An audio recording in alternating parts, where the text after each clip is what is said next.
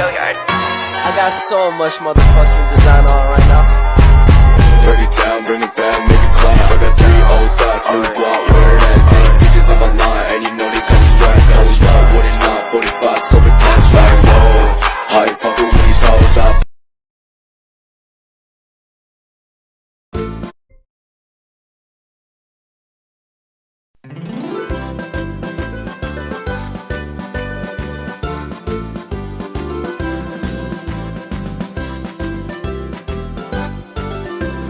Ustadz Turmuzi, bolehkah saya bertanya sesuatu? Sejak tadi malam, saya galau dan sedikit emosi nih. Boleh saja. Memang apa yang bikin Pak Nasrun galau? Begini Ustadz, saudara saya dari luar Jawa kemarin telepon saya. Dia beserta keluarganya mau pulang, mau bikin rumah di sini. Terus, apa masalahnya? Masalahnya, saudara Pak Nasrun itu mazhabnya beda dengan kita, Ustadz. Kalau berbeda, apa masalahnya? Menurut banyak orang, mazhab mereka ini sesat, Ustadz. Nah, di situ saya bingung Ustadz. Saya sebenarnya secara pribadi tidak masalah. Tetapi saya khawatir, jangan-jangan warga di sini akan menolak. Semalam saya sudah diskusi dengan Ari dan Udin. Mereka berkeras menolak keluarga saya itu karena khawatir menjadi virus di kampung ini. Kalau ada orang-orang yang menuduh mereka sesat, ya biarkan saja. Kita jangan ikut-ikutan menuduh seperti itu. Sejauh mereka itu sudah bersahadat, mereka adalah muslim. Kalau hanya beda pandangan tentang furu'iyah atau kita anggap keliru, kita tak seharusnya menuduh mereka sesat atau mengkafirkannya. Oh, begitu. Nah, Ustadz sendiri mengatakan bahwa pemahaman mereka keliru. Berarti mereka ini memang bermasalah, kan? Kita tidak boleh memaksa seseorang untuk berpikiran sama dengan kita, Din. Termasuk dalam cara beragama. Memang kita harus yakin bahwa Islam kita paling benar. Tapi ada kemungkinan juga Islam mereka ada benarnya loh. Allah sengaja menciptakan kelompok yang berbeda-beda dengan cara beragama masing-masing. Sebagai ujian bagi manusia dan untuk berlomba-lomba dalam kebaikan. Alhamdulillah. Terima kasih Ustadz. Saya jadi tak ada beban untuk menerima keluarga saya itu.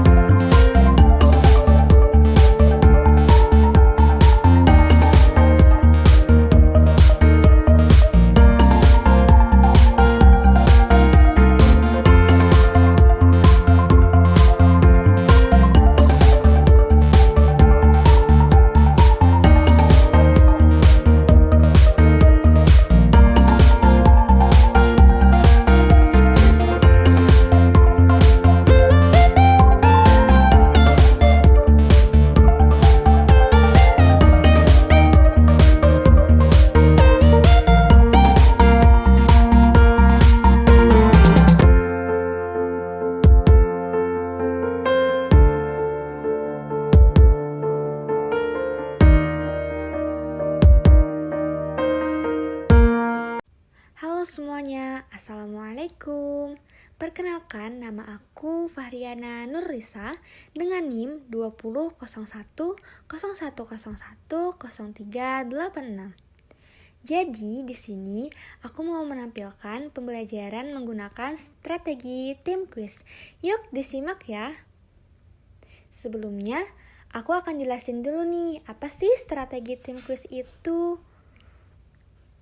Jadi, strategi tim quiz adalah setiap siswa dalam tim bertanggung jawab untuk menyiapkan kuis jawaban dan yang lain menggunakan waktu untuk memeriksa catatannya. Gimana? Udah paham belum mengenai pengertian strategi tim quiz? Nah, kemudian aku akan jelasin langkah-langkah penerapan strategi tim quiz. Yuk disimak. Oke, masuk langkah yang pertama, guru memilih topik yang biasa disajikan dalam 3 segmen. Lalu, yang kedua, siswa dibagi ke dalam 3 kelompok besar. Jadi, sebelum mulai pembelajaran, itu guru membagi siswa menjadi 3 kelompok. Kemudian yang ketiga, guru menjelaskan skenario pembelajaran. Yang keempat, guru menyajikan materi pembelajaran.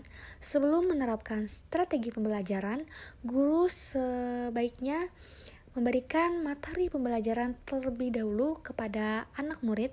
Kemudian yang kelima, guru meminta tim A untuk menyiapkan kuis jawaban singkat, sementara tim B dan tim C menggunakan waktu untuk memeriksa catatan mereka.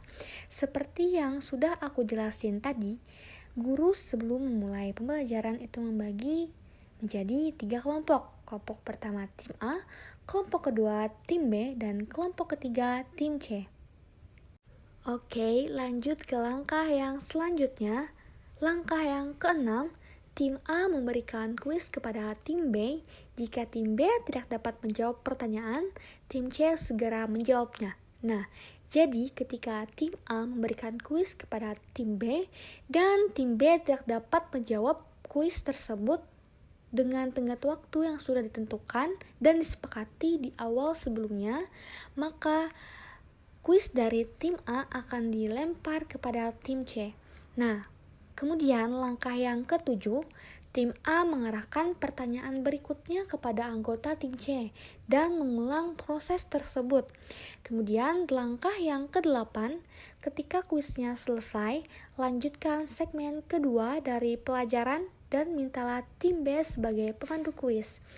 Kemudian yang terakhir, setelah tim B menyelesaikan kuisnya, lanjutkan dengan segmen ketiga dari pelajaran dan tunjuklah tim C sebagai pemandu kuis.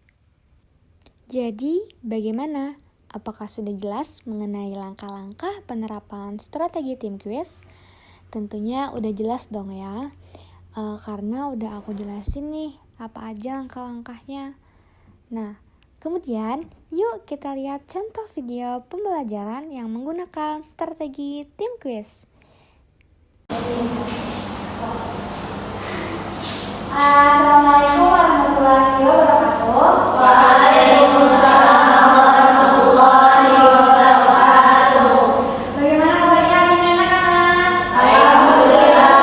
Alhamdulillah. Oke. Jadi di sini sebelum mulai pelajaran, mari kita berdoa terlebih dahulu ya yang akan dipimpin oleh Firda.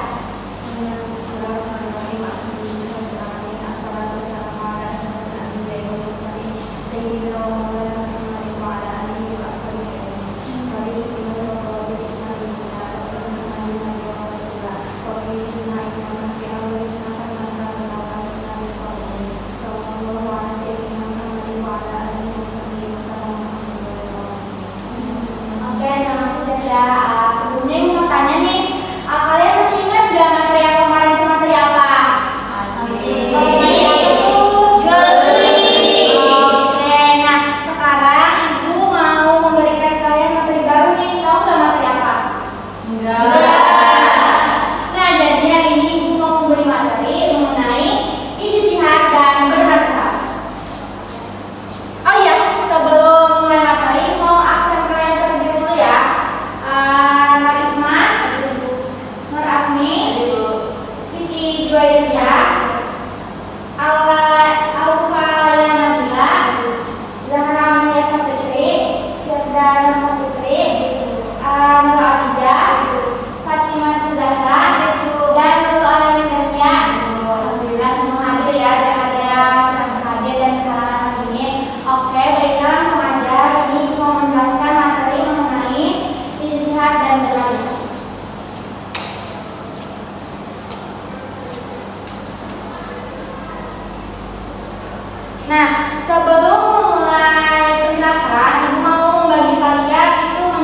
3 kelompok.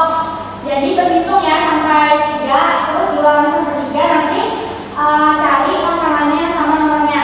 Dari Isma, tuh 2, 3, 1, 2, 3, 1, 2, 3. Oke, terus yang nomornya sama itu buat kelompok ya. Kelompok 1 di sini, kelompok 2 di sini, kelompok 3 di sini. Kelompok 2,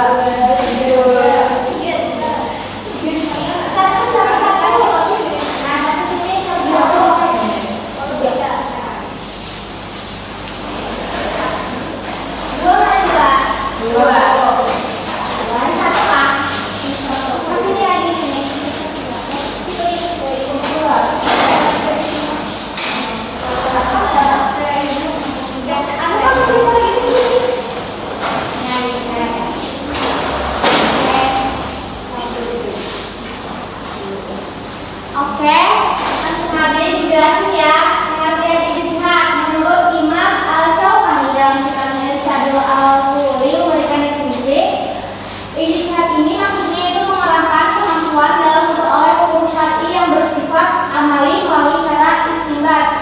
Adapun menurut Ibnu Subki, ijtihad itu adalah pengarahan kemampuan seorang hakim untuk menghasilkan dugaan kuat tentang hukum syar'i. Nah, penjelasan selanjutnya yaitu dapat kita pahami pengertian dari definisi yang sudah dijelaskan tadi. Ijtihad yaitu adalah pengerahan daya nalar secara maksimal. Usaha ijtihad dilakukan oleh orang yang telah mencapai derajat tertentu di bidang keilmuan yang disebut faqih. Produk apa yang diperoleh dari usaha ijtihad itu adalah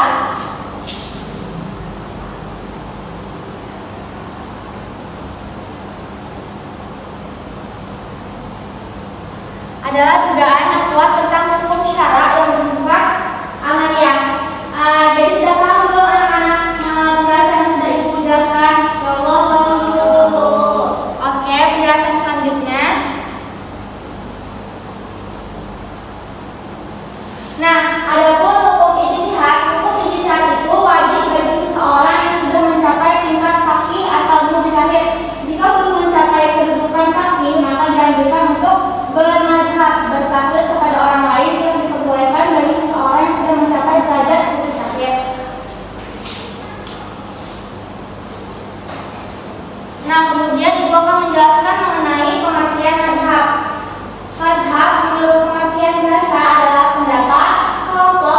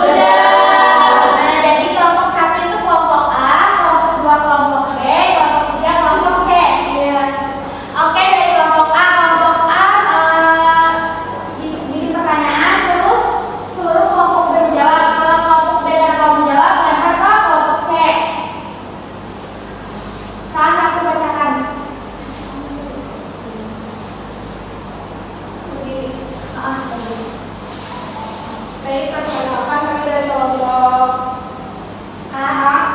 Nama? Pertama, nama saya Nurul juga ingin membacakan pertanyaan yang kelompok 1, yaitu pertanyaannya, bagaimana cara bermazhab dengan baik dan benar?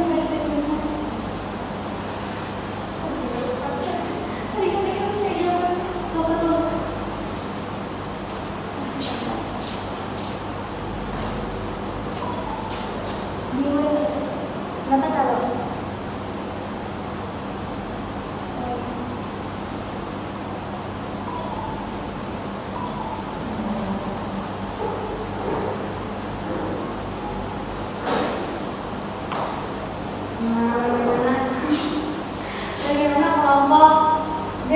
Apakah dapat menjawab? Belum.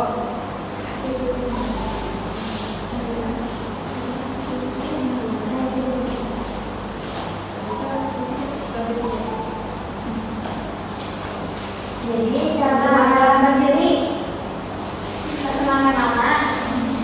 Ya, perkenalkan nama saya Lula. Perwakilan dari kelompok B akan menjawab pertanyaan dari kelompok A. Jadi cara bermazhab yang baik itu ada dua macam. Yang pertama, menjadikan salah satu mazhab fikih sebagai fondasi atau dasar keilmuan. Yang kedua, menjadikan salah satu mazhab sebagai patokan dalam beragama. Ya, betul. Tangan.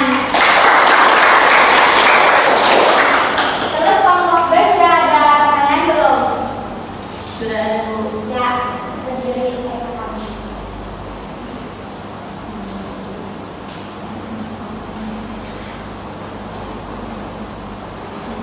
Ya, jadi perkenalkan nama. Perkenalkan nama juga. Pertanyaannya itu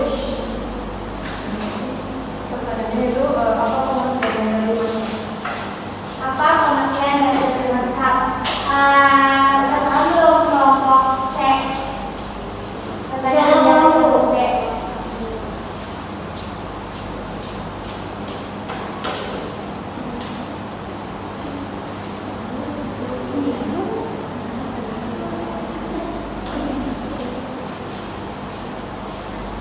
Sudah paham? Ya, itu Bu. Ya, silakan.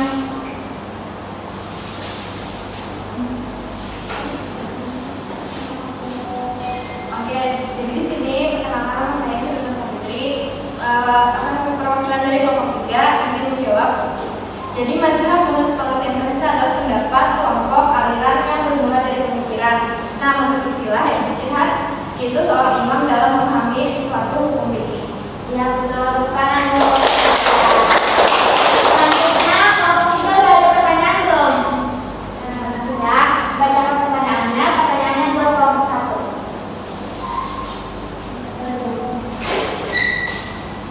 Assalamualaikum warahmatullahi wabarakatuh.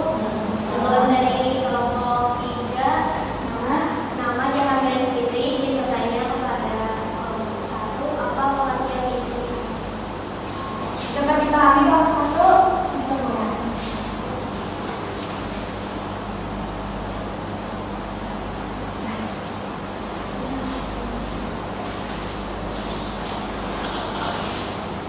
Perkenalkan, nama saya Melisma. Di sini saya akan menjawab dari pertanyaan kelompok 3.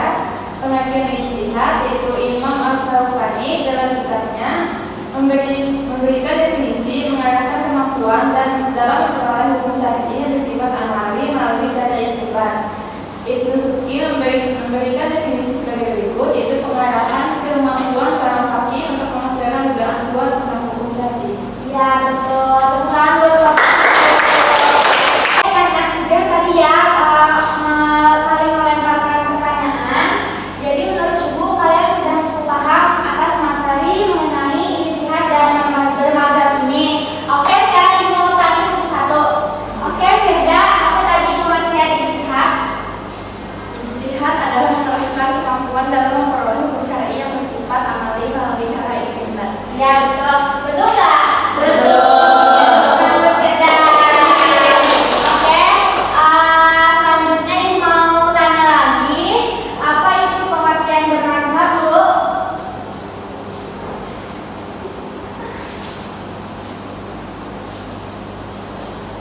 Bermazhab adalah bertaklidnya orang awam atau orang yang belum mencapai tingkat mujtahid kepada mazhab imam mujtahid, baik konsisten mengikuti satu mazhab atau berpindah dari satu mazhab ke mazhab yang lain. Jadi bermazhab ini orang yang awam mengikuti orang yang fakih. Oh iya betul, betul tidak? Betul.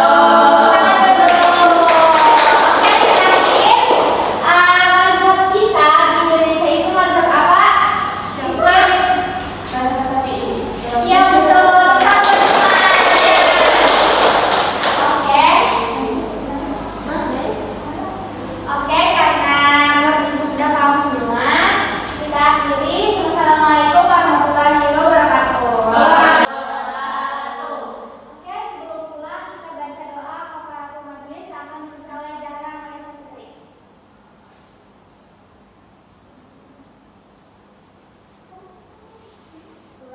Allahumma wa asyhadu an la ilaha illa anta astaghfiruka wa atubu ilaik.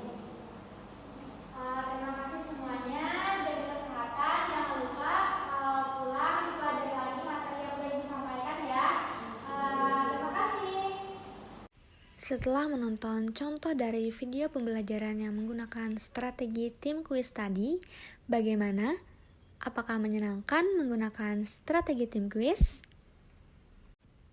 Nah, kemudian setelah menonton video contoh pembelajaran menggunakan strategi tim quiz tadi, aku mau menjelaskan mengenai kelemahan dan kelebihan dari strategi tim quiz.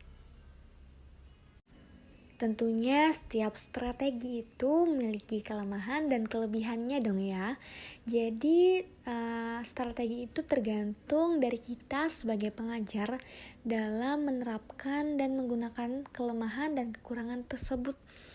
Nah, simak baik-baik ya penjelasannya mengenai kelemahan dan kelebihan dari strategi tim quiz. Nah, kemudian aku akan menjelaskan mengenai kelebihan dari strategi tim quiz ini. Sebenarnya ada banyak sekali kelebihan dari strategi tim quiz ini, akan tetapi hanya aku ambil 3 dari kelebihan strategi tim quiz. Kelebihan yang pertama yaitu dapat menghilangkan kebosanan dalam lingkungan belajar. Nah, dapat menghilangkan kebosanan siswa karena ketika kita menggunakan strategi tim quiz ini, seluruh siswa itu dituntut untuk aktif dalam pembelajaran. Kemudian yang kedua, membangun kreativitas diri siswa. Nah, jadi di sini siswa dituntut untuk sekreatif mungkin mengembangkan pertanyaan yang akan ditujukan kepada kelompok-kelompok yang telah ditentukan. Kemudian yang ketiga, meraih makna belajar melalui pengalaman karena memfokuskan siswa sebagai subjek belajar. Oke, penjelasan selanjutnya yakni mengenai kelemahan dari strategi tim quiz. Sama seperti kelebihan tadi, kelemahan strategi tim quiz ini hanya aku ambil 3. Kelemahan yang pertama, peserta didik sulit mengorientasikan pemikirannya ketika tidak didampingi oleh pendidik. Kemudian, kelemahan yang kedua, pembahasan terkesan ke segala arah atau tidak fokus. Kemudian yang terakhir atau yang ketiga, itu kelemahannya memerlukan kendali yang ketat dalam mengkondisikan kelas saat keributan terjadi. Ya, itu dia penjelasan dari aku mengenai strategi tim quiz ini. Aku udah jelasin kepada kalian semua tentang pengertian strategi tim quiz, kemudian langkah-langkah penerapan pembelajaran dari strategi tim quiz ini, dan aku juga menjelaskan mengenai kelemahan dan kelebihan dari strategi tim kuis. Nah, tentunya dalam penerapan strategi tim kuis dalam pembelajaran ini tidak luput dari pengawasan kita sebagai seorang guru atau seorang pengajar. Kita sebagai seorang guru atau seorang pengajar dituntut untuk memiliki banyak strategi untuk dapat melakukan pembelajaran aktif di dalam kelas. Jadi, bagaimana? Apakah tertarik menggunakan strategi tim kuis dalam pembelajaran? Oke, semoga dari video yang sudah aku jelasin ini kita semua dapat mempelajarinya dengan baik dan mengambil yang baik dan membuang yang buruk. Semoga dapat diterapkan ke dalam kehidupan sehari-hari, terutama kita sebagai guru dapat diterapkan dalam pembelajaran. Oke, demikian video penjelasan dari aku. Semoga dapat bermanfaat untuk kita semua. Wabillahi taufik wal hidayah. Waridho wal inayah. Assalamualaikum warahmatullahi wabarakatuh. Alhamdulillahirrabbilalamin. Wassalatu wassalamu ala ashrafil anbiya'i wal mursalin Sayyidina wa maulana Muhammadin wa ala alihi wa sahbihi ajma'in. Terima kasih, sampai jumpa di lain waktu ya. Love you guys.